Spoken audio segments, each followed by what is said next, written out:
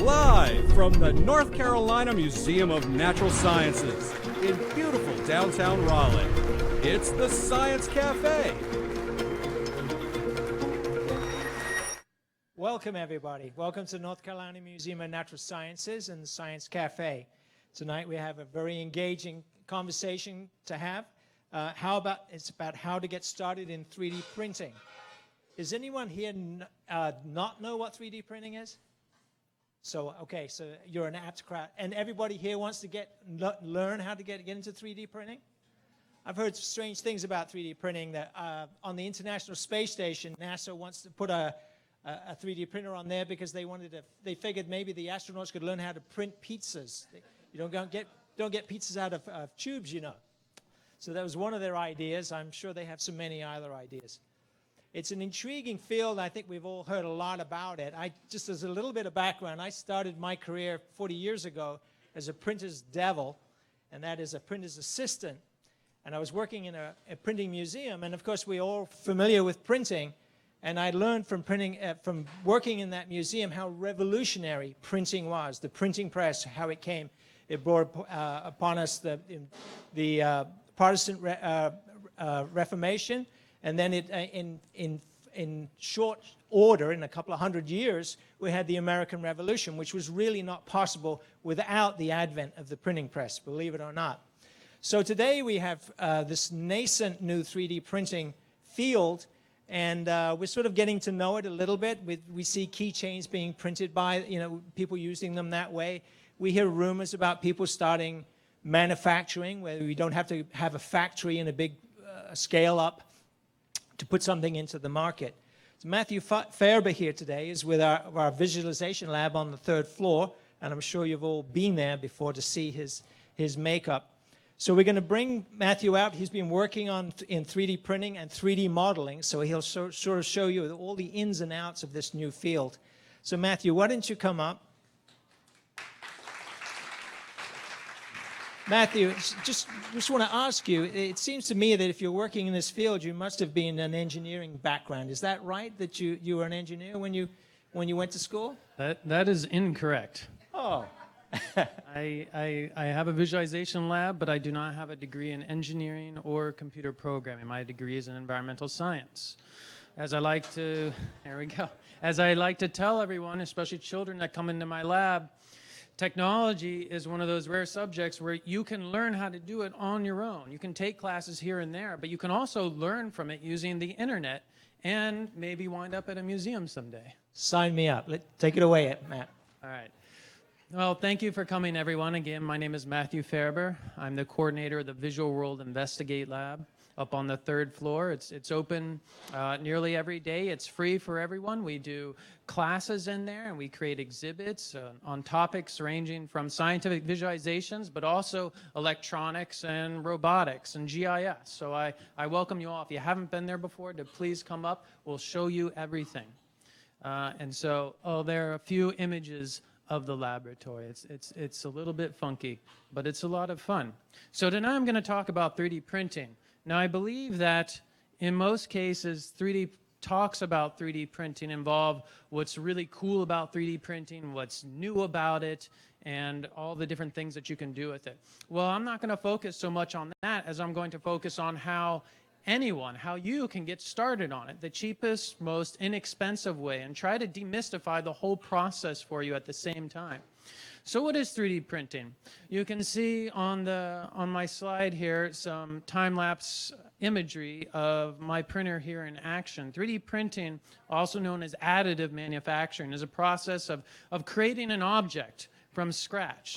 You start, in most cases, with a raw material like this. This is a plastic, a corn-based plastic. And then you can turn it into a model of your choosing, any kind of shape that you would like. So a lot of people have trouble understanding exactly what that looks like or how that works. It's really, if you imagine a hot glue gun has glue sticks and a nozzle that heats up to be very, very hot. It melts the glue and extrudes it. That's basically what this does with plastic. It has a spool of plastic in the back. and it feeds that spool through a nozzle that gets incredibly hot. And then the nozzle itself is able to move left and right, forwards and backwards, and then the platform below can move up and down. So you have X, Y, and Z space there that it can move around in. So it'll slowly create the model from the bottom up. There are other types, but that is the most common, certainly for beginners. So what can you make with 3D printing? Well, virtually any shape. And no matter what size your printer is, you can make your parts and pieces and then put them together later. So just a few examples would be toys and prosthetics. Right? I've done that before, where I made a prosthetic hand. That's something that someone can actually use. Robots, all sorts of fun things. It can really be anything. It's limited only by your imagination. So what are your options? I'm only going to give one option for one specific printer because there are many types of printers. So I went out to search for the cheapest and probably easiest to use for beginners at this very moment. So the cheapest one I was able to find that has some good ratings is about $237. It's called the Mini Fabricator 3D printer. It can only make objects just a couple inches large. It's not very big, but it's a great way to get started. Now, if you can get something a bit bigger, on my slide here as well, and I have a handout here that you all can take or take a picture of with links. There's a 3D printing guide online, a very good one for this that's recent, from this year, that lists lots of different 3D printers on the market right now that are recommended and breaks them down by price and by positives and negatives. So you can find out whether detail is more important to you or availability of the filament is more important to you. You can check all that out on the website. But at the very least, there's a good little cheap one to get started with. The one that I have right here, this is a MakerBot Replicator 2. MakerBot was probably, it wasn't the first 3D printer, but it was one of the first, probably widely distributed and most popular among the maker community. So you'll find quite a bit of information about these guys online. They're good printers. They're good quality. I don't remember what the cheapest printer is off the top of my head, but it's over $1,000.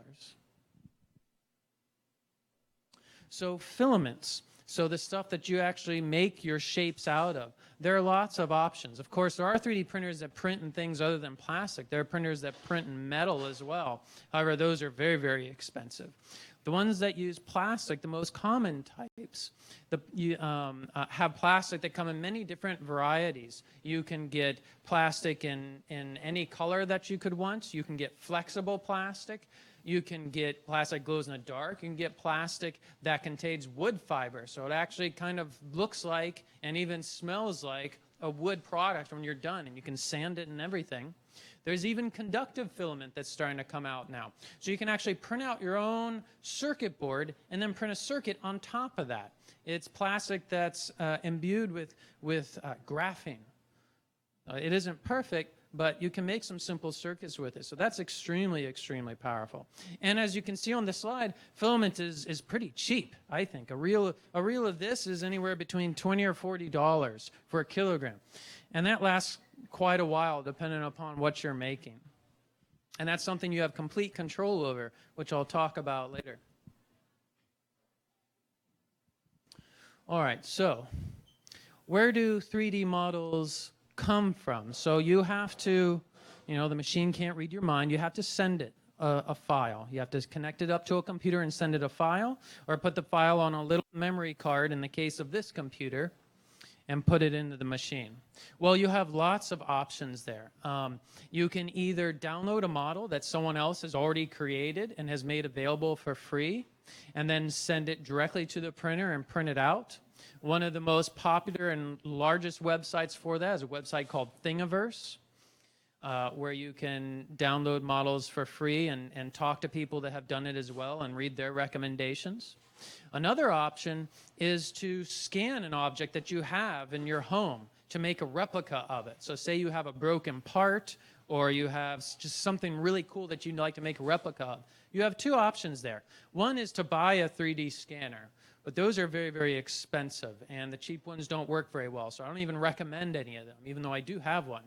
The other option is to use photo capture software. So there are lots of programs that you can get that allow you to take pictures of an object from every different angle using any phone you want. It can be your cell phone, or it can be the best camera that you have.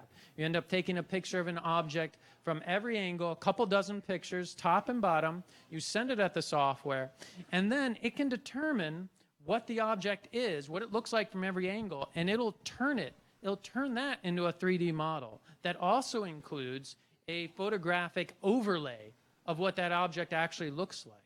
And then you might have to do a little cleanup because maybe it's on a tabletop and you want to remove the tabletop. But then you send that to the printer and it'll print that out. We've done that as well. It works very well. There are different options for that. One of the ones that we like is called 123D Catch, and it's, again, completely free. The last option is to make your model completely from scratch. And that, to me, is the most fun thing, especially if you want to make something that no one has made before. There are programs that allow you to start off with a very simple shape, like a sphere or a cube, and then you push and pull, and you contort that shape into whatever you want. And then you send that to the printer, and all of a sudden you have something that you made virtually by hand. And that's a lot of fun. So I listed 3 of the most popular options here. The first 2, Mesh Mixer and Sculptress, are both completely free options. Sculptress is a really neat one. It starts off with what looks like a round ball of clay, and then there are different tools that you can pick. Tools that allow you to poke into the clay, tools that allow you to build up the clay, but it behaves like clay, very organically. So it's a very comfortable program if you've ever worked with clay before. The last option there, Blender, that's my favorite. That's a program that wasn't designed, at first at least, for 3D printing. It was more designed for creating 3D models for things like video games and movies. You can make all those things using that program. But you can also use that program to make 3D models, and you can make them look absolutely however you want. You have infinite control at that program. It's a lot of fun to use, and it's a great skill to acquire. And it's open source, which means that it's completely free as well. And there's a huge community of people behind it who use it, so there are lots of tutorials online. And so what I will lastly like to do, after I maybe take a couple questions, is do a live demonstration, not just of the printing, because printing is kind of slow and not very entertaining to watch. Something about this size takes about 10 minutes. But I want to show you the process from start to finish of how you actually create a model from scratch on your computer and then spit it out here on the printer to try to demystify that whole process. So you can see how easy it can be as long as you spend a little bit of time doing it. So before I do that, does anybody have any basic questions? And then I'll take questions again while I'm doing the model. Yes, sir. Oh. Can you use files from programs like SolidWorks, if you're familiar with that? Yes, absolutely. Each printer comes with software that's kind of like the last step, and it'll accept the most common file types like STL and OBJ, which are very, very common. And most any 3D modeling program has the ability to export as that file type. So absolutely, yes. Yes, sir.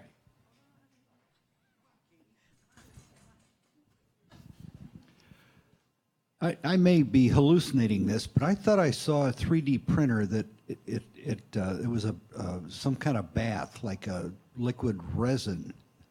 Oh, so I wasn't hallucinating. No, you weren't. Okay, thanks. Not that time. No, those printers are amazing. Those are called, let's see, what's it called? It's called stereolithography, I believe. So they're magical. So there's a resin bath. Imagine a little dish full of this liquid goo. And what it does is instead of it's completely different from this. What it does is the platform that the object builds upon starts at the top of that bath. And then underneath that bath is a laser that shines for an instant light that is the shape of the bottom of that object. Then after it does that for a fraction of a second, the platform raises a little bit, and then the laser shoots another image of what that object looks like about maybe that far up. So it keeps doing that. So if you look it up on YouTube, it's amazing. What you see is this bath with nothing in it, but then as the platform is raising out, this structure is appearing out of what looks like nothing, because the laser is I believe it's hardening that resin in very specific places. So you end up getting this shape out of the bath. That is the other most common type of printer. It's a little bit more of a hassle right now than this additive type, so I don't necessarily recommend it for beginners, but it has lots of advantages. You can do lots more details, especially in like the crooks and crannies and empty spaces of your printer. Because as you may see tonight, and as you can see, I have some examples of on the table here.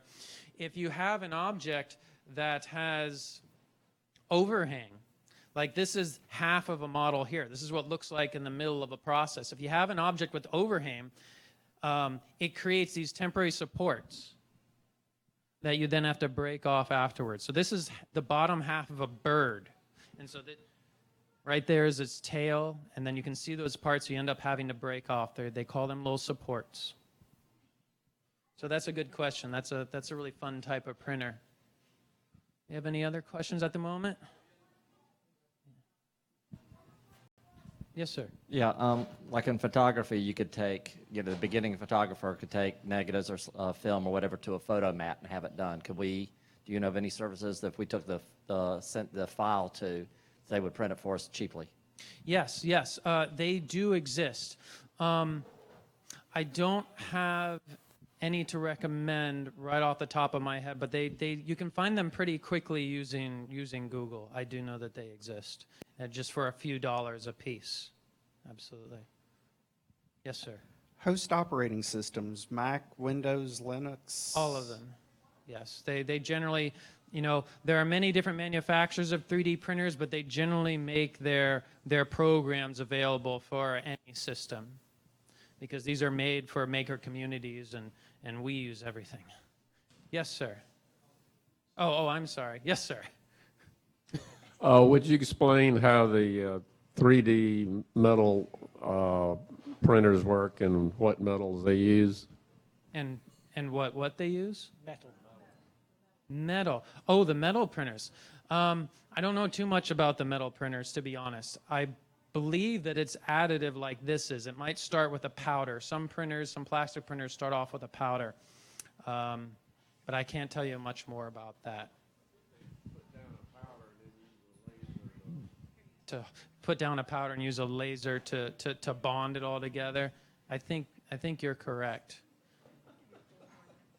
Yeah, I think they use it to fuse them, and I guess they can make real parts out of them. But then one magazine I was reading said they like sometimes use them to make molds to, like if you're going to make a carbon fiber part, they use that to make the female mold to put the carbon fiber part in.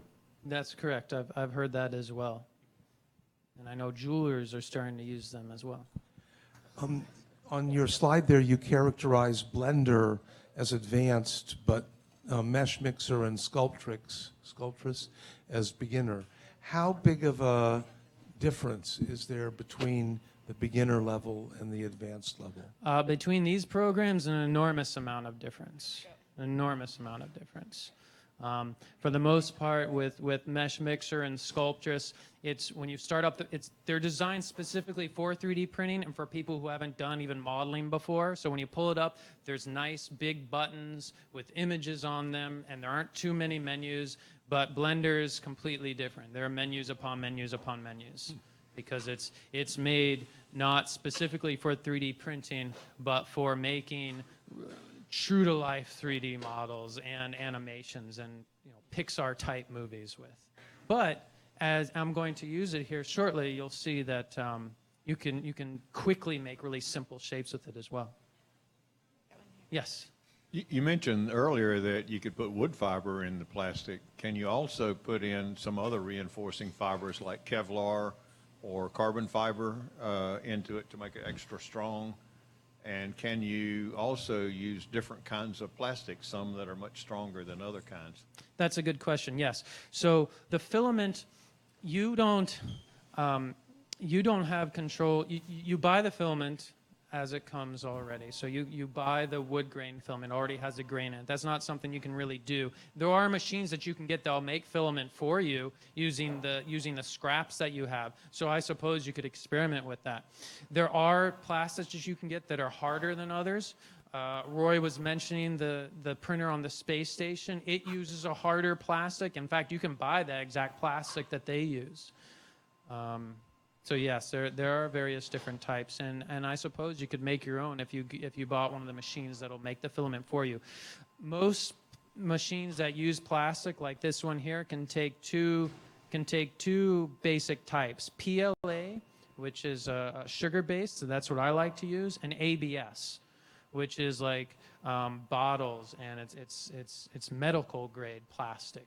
That stuff I don't like to use, even though it is stronger, because it's very noxious. With this stuff, it gives off a pleasant sweet smell that's probably not doing any damage to you. Yes, question. Can you print with both plastics and metals at the same time, or does it only take one material? For this particular printer and most printers and all entry-level printers, it's just going to be plastic. I haven't heard of any machines that can do plastic and metal at the same time. I'm sure that they exist. They probably cost many thousands or tens of thousands of dollars. Yes, a couple over here. I'll get there first. So you say you use a sugar-based plastic? POA, is that what you said? PLA, yes. And so I know several people now that are into this maker movement of the 3D printing. And I was wondering, because I see a lot of waste off of it, what do you think? Is it good for the environment that we can all do this at home, or? That's a great question. So a couple things to say about that. First of all, I have a couple boxes of scraps. I keep all my scraps in the hopes I get one of those machines one day that'll pulverize it all, and then all of a sudden I'll have lots of free filament. So I'm keeping all that. Second of all, what do I think about the environmental impact of anyone being able to print plastic? It'll end up having a net positive effect, because instead of having your widget being made across the seas somewhere, and then maybe the supply sent over there, and then made over there, and then shipped back over there, and then driven over roads to a bunch of different stores, and then you have to go to the store and get it, you have the plastic, and you make it right there. So all that energy and all that electricity and all the gases that are emitted from that entire supply chain is completely eliminated, or dramatically eliminated compared to the energy that it takes to ship one of these to your door and then use the power from your house to make something that you otherwise would have had to have ordered from scratch. Yes. Yeah, I was just wondering about how accurate can you be with some of these beginner software? Like if you needed to make something that had a certain size bolt go through it and it needed to be a certain length, like is it pretty accurate? Is it pretty easy to do, or are you really just pushing clay around and hoping that it comes out right? With the first two, Mesh Mixture and Sculptress, I don't think you could, I don't know that you could build something like a screw, for example. It does replicate, it's very organic, it does replicate the feel and effect of moving clay around. Blender is the opposite. There you can be very, very specific. In fact, there's even a screw feature built into it for making threads and things like that. So it also depends, when you're getting down to fine detail, what's very important is the resolution of your printer. So what that means is different printers and different printer nozzles can print thick beads of plastic or narrow beads of plastic. It all depends upon the size of the hole of the nozzle. So if it's really small, it can print very, very fine detail. Aside from that, you can, in the settings of most, if not all printers, you can adjust the resolution. You can adjust the thickness of the bead that it lays down. The smaller the bead, the greater the detail, but the more plastic you end up using. So I always try to use as little plastic as possible, so if it doesn't matter too much. Now, you can also, after the printing is done, even with this plastic, it sands very well. So you can sand it down. It paints very well as well. Ready? Yeah, so have any more questions? Yes, I think one more question, and then I'm going to do some a live demonstration, and I can answer more questions once I get started. Yes, yes, sir. Can you 3D print a pen or pencil that works? A pen or pencil that works? Let's see. Well, you could use the wood grain filament to print the outside of the pencil. For the lead part, maybe that graphene filament will leave a bit of a mark on paper. I'm not sure, but that would be the best thing I could think of. Yes. Now you could buy lead like for one of those pump pencils and put it into something that you printed out. That's a good question. Okay. Yes. I have a question. Yes. So it seems to me when you put it in the thing that scans it, it's scanning the outside of this whatever it is you're trying to print. Correct. If you have, I've heard that you can print machines, a working machine. You're going to have to take apart the whole thing, all parts of it, and print each part, and then put it all back together, right? That's right. And the pencil, you just have the outside of the pencil, so you really couldn't have anything on the lead on the inside. You just have to have a tip of, right? It's all about looking at the object outside. Yes. You would, if you wanted to make like a motor or something, you would have to print it in pieces and then put it together after it's printed. Now, there is an exception. There's another special type of filament you can get that dissolves away in, I think it's acetone, but I could be wrong. So in that case, you could make something like a hub with ball bearings inside of it. So you have the ball bearings, a filament that doesn't dissolve, and everything around it, something that does dissolve. So then you can print it in one go, and you don't have to put anything together. I saw a hand over here, and then I'll get to it. Does the infill inside of a object that you're printing matter? Yes, so that's something I didn't bring up, the infill. So the inside of a 3D model, it can be hollow, it can be 100% filled in, or you can adjust the amount of plastic that goes into the inside. That's called the infill. Most, or at least, or many printers use a honeycomb shape because it's a very strong shape on the inside. And this is something you can adjust. You can adjust how much plastic is on the inside. The more plastic is on the inside, the stronger the model is. So it all depends upon how strong you need your model to be. If you do it at 100%, then if you're printing something large, it's going to use a lot of plastic. So that's something you have to take into consideration when you're making a model, how strong you need it to be, how much plastic you want to use. Okay. One more. Yes, one more. Is there a specific place you need to buy a printer?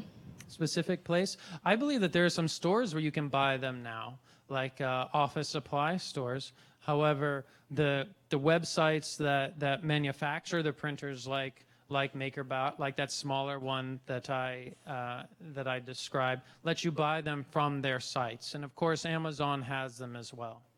The website for that small printer I talked about, I remember now, is Hobby King, a very popular website for hobby supplies. Okay, so I'm gonna start this, and if there are other questions, they could just raise their hand and just shout it out. But I'm gonna be looking at the computer now.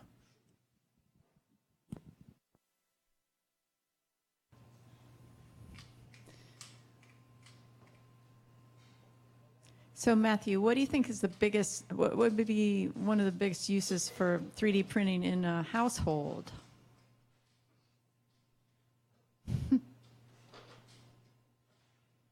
Matthew. I think in the household, well, it depends if you have kids or not, probably, first of all. If you have kids, it's probably going to be Legos and toys.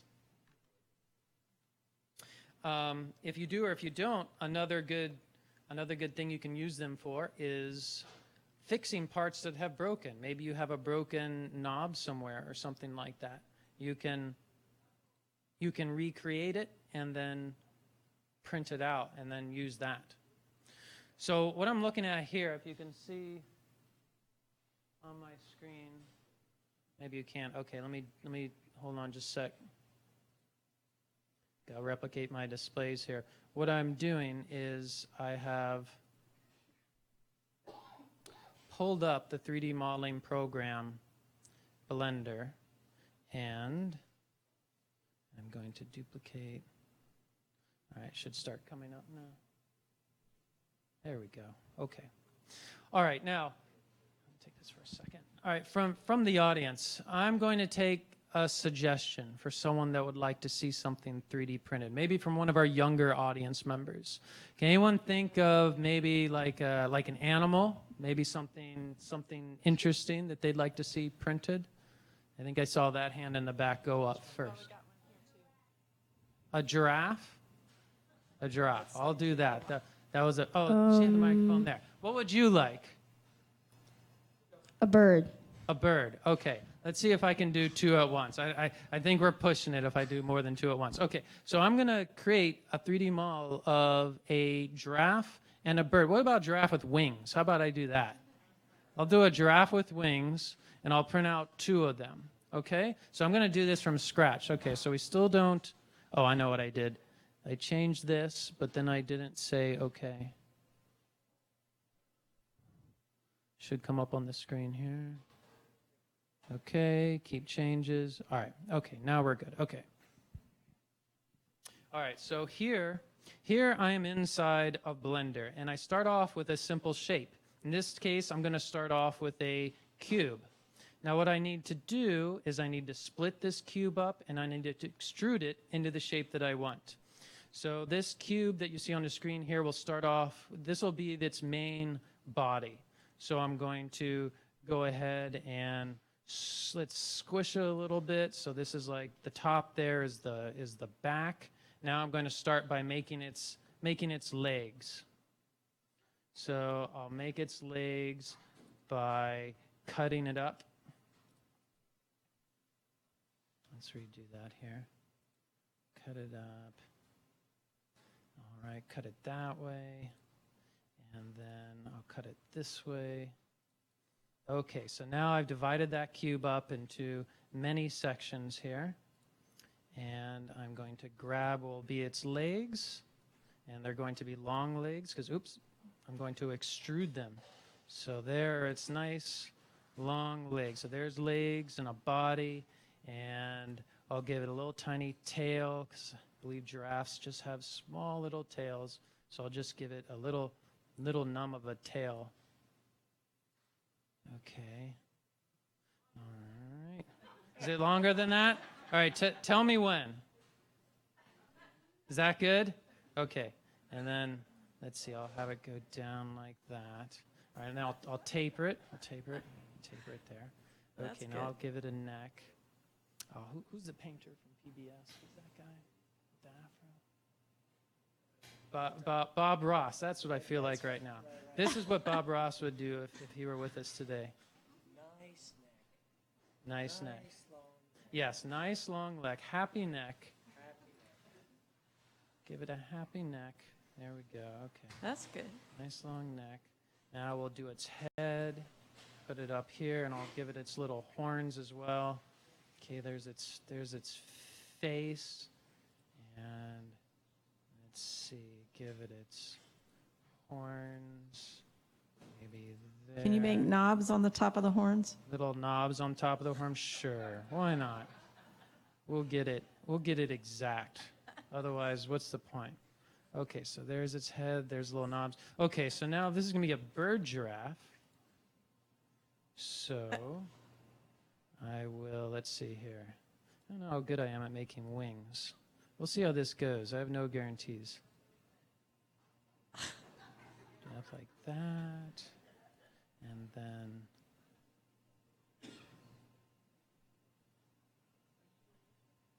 they might be a little different, but it doesn't exist anyways.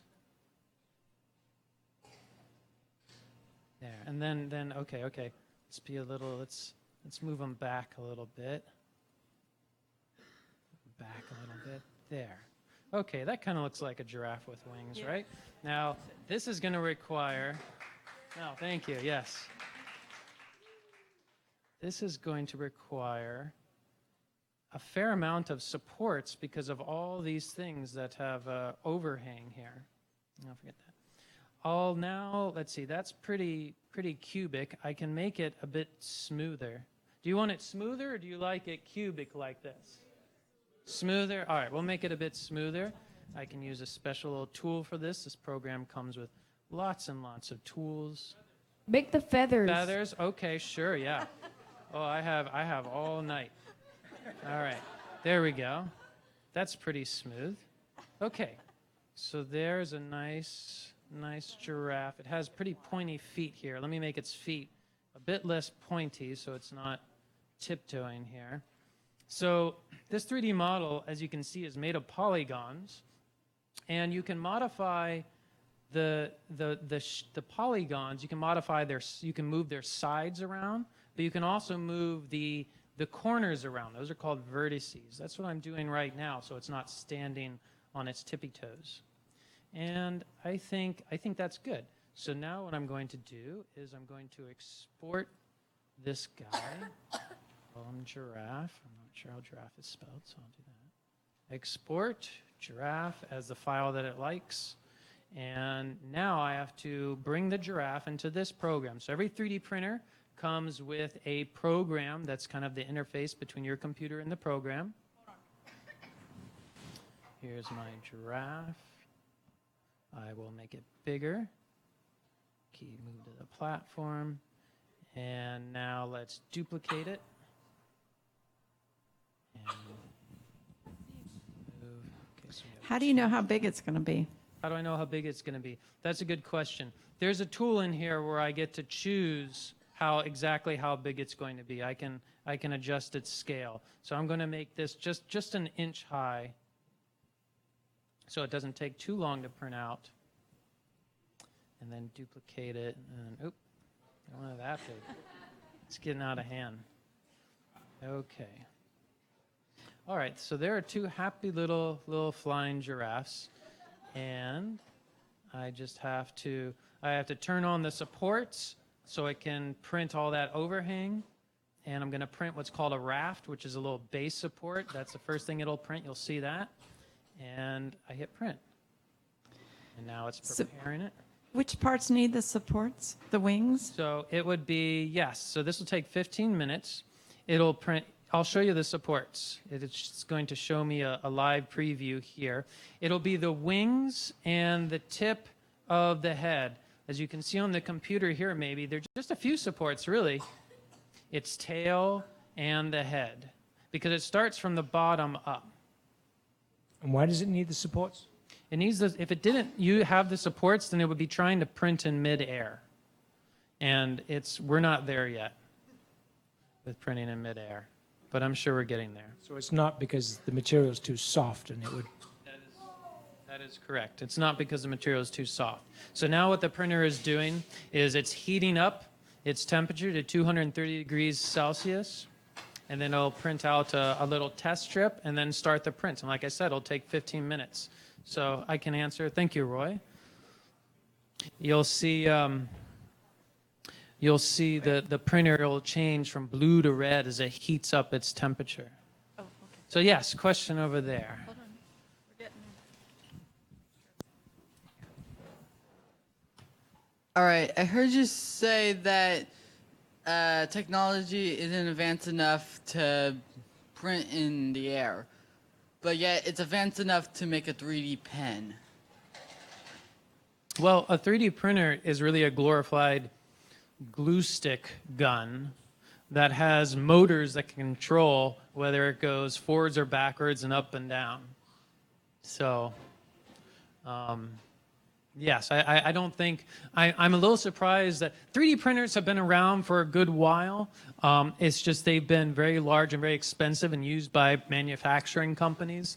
It's only relatively recently that companies like MakerBot were able to come up with their own software, which may be open source. I could be wrong about that, but everyone was able to at least replicate it very quickly. The software that allows all of these things to move when they should move. The parts themselves are not that radical. People build these from scratch. You can buy kits where you build them from scratch, but you can also source the parts on your own and build it from scratch. Jeff. Another question. Yes, sir. What about multiple colors in an object? Can you load more than one color spool and tell it switch from red to green or blue to white and so forth as the object's printing? That's a good question. With a printer like this one, you certainly can. You can pause it, and then you can change out the spool midway to another color. There are lots of printers now that have dual heads, that have 2 extruders or even 4 extruders, so that you have multiple colors at once, and so it can print them out at the same time, or at least one after the other very quickly. There's also a device, at least one device that I know of that I'd like to get eventually, that'll work with any 3D printer that sits next to it. And what you can do is you can feed several different colors into it, and then it'll basically make a filament out of that and feed that to your printer. So you can even use an older model printer if you have one and print out different colors and even different colors and different gradations. That's a good question. So how are these being marketed to the public? Is it just for fun? Do they market them for specific reasons? Is there a